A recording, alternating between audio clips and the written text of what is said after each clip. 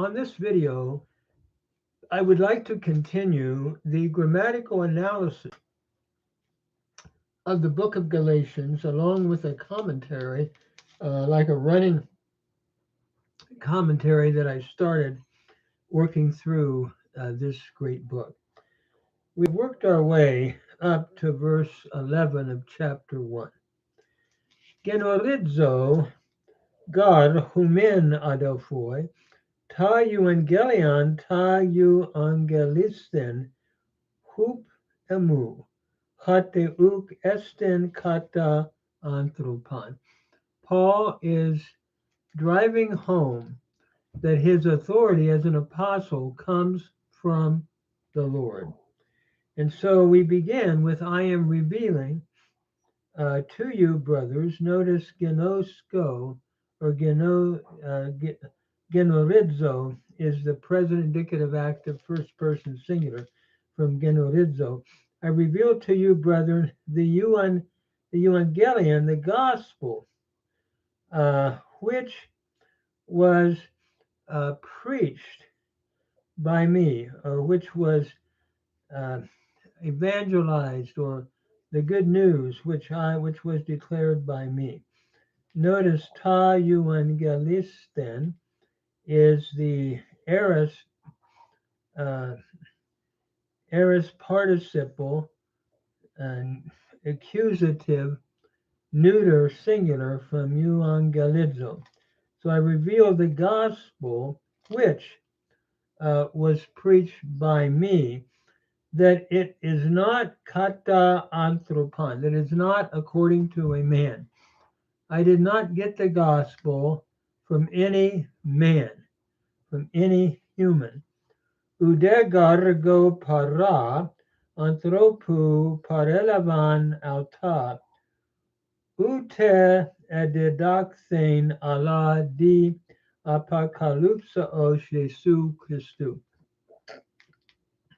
For I, as far as I am concerned, neither I from a man did I receive it. I did not receive it from a man, nor was I taught it, but through the revelation of Jesus Christ. Paul wants them to know that I have not received the gospel from a man. Parelavan is your aorist indicative active first person singular from paralambano, nor was I taught it. A didakthein is your aorist indicative passive first person singular from didasko, but through the revelation of Jesus Christ. Apocalypsaos of Jesus Christ. Dia here takes the genitive in apocalypsaos, and Jesu Christu is probably an objective genitive, that is, through the revelation about Jesus Christ, which was revealed to me by the Lord. So he's stressing the fact that he became an apostle not by any human instrumentality. Verse 13. Ekusate gartein emein anastraphein pata into Judaiasmo hate kath huperbalein edioken ten ecclesian tu theu kai aporthun auton. You heard my manner of life formerly in Judaism, that abundantly I was persecuting the church of God, and I was seeking to destroy it. Akusate is from akuo, it's the aorist indicative active, second person plural. You heard my manner of life formerly in Judaism, as Paul was growing and developing in his conviction that even beyond what would be what others were doing, over and beyond, I was actually growing, but I was also persecuting. I was abundantly persecuting, or in a let's say, I guess we could say, according to Huper Balaam, abundantly, I was persecuting the church of God. A diokon is your imperfect indicative active first person singular from dioko, and I was seeking to destroy it. A porthun is from porthao, to destroy. It's what grammarians call a conative use of the imperfect. I was trying, seeking to destroy it. Again, the imperfect indicative active first person singular from porthao. And I was also advancing beyond my contemporaries. Notice verse 14. Kai praek kaptan in to Judaismo huper palus senelekiotas in to gene mu perisateros celotes huparkon ton patrikon mu paradasos.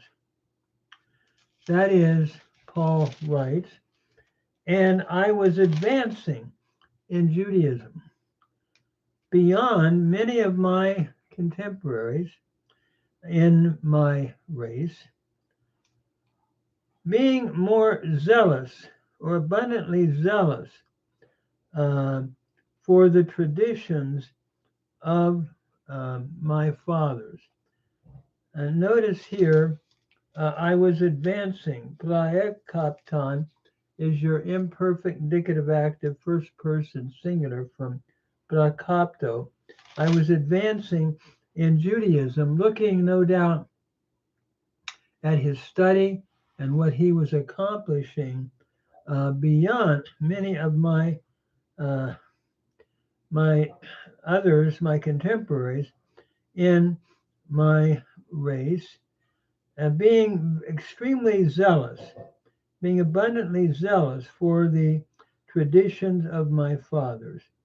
Huparkon is your present active participle nominative masculine singular from huparko. So I was existing as one who was extremely zealous for the tradition of the fathers. Hate de judakesin hata as, ha aphorisas me in koilias metras mu, kai kalesas diates caritas autu. That is, when it pleased God, who separated me out of the womb of my mother and called me through his grace. It was at that time, as I was zealously pursuing the traditions of my fathers, when God was pleased. It pleased God, or God was pleased. Eudakeo is the root, aorist indicative active, third person singular. So it pleased God, or God was pleased. The one who separated me, aphorissas, is your aorist participle, nominative masculine singular from aphorizo, out of my mother's womb, and called me. Kalesas is your aorist participle, nominative masculine singular from kaleo, who called me through his grace. That is, the Lord called me supernaturally before I was born. And I think that's true of all of us. We have a calling. And if we know the Lord, it was something that had been, can I say, predetermined before birth.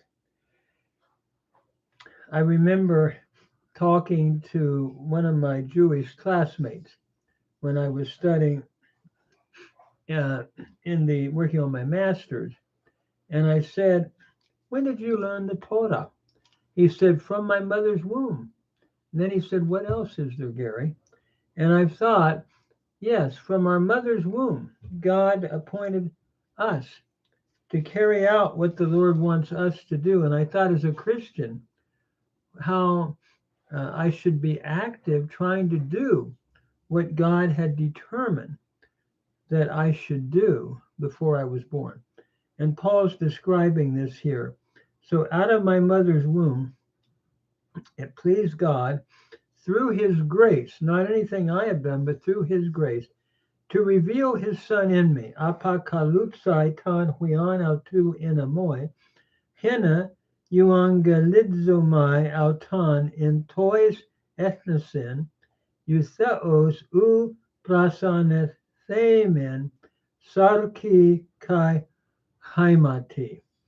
That is, he revealed himself and called me in my mother's womb, or it was pleasing to him to call me from my mother's womb, to reveal his son in me.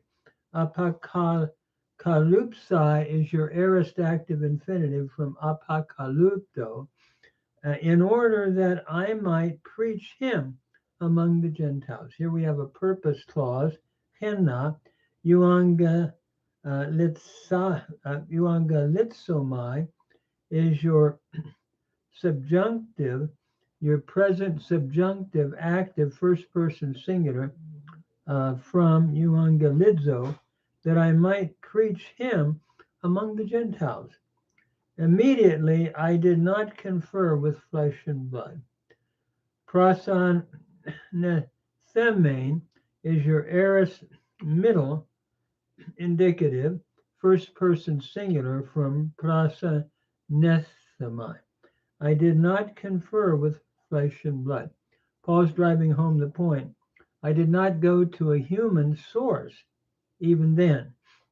Neither ude aneothon eis Jerusalema prostus pra emu apostolus. Allah apeothon eis Arabian kai palen hu pestripsa eis Damascus. That is, I departed unto Jerusalem. I did not depart unto Jerusalem. Notice here, to the apostles that were before me. I did not go to them. I did not depart unto Jerusalem to the apostles that were before me. Here we have anerkamai, aorist indicative active first person singular from anerkamai. I did not depart into Jerusalem to the apostles before me, but apelthon eis Arabian kai palen hu pestripsa eis Damascus.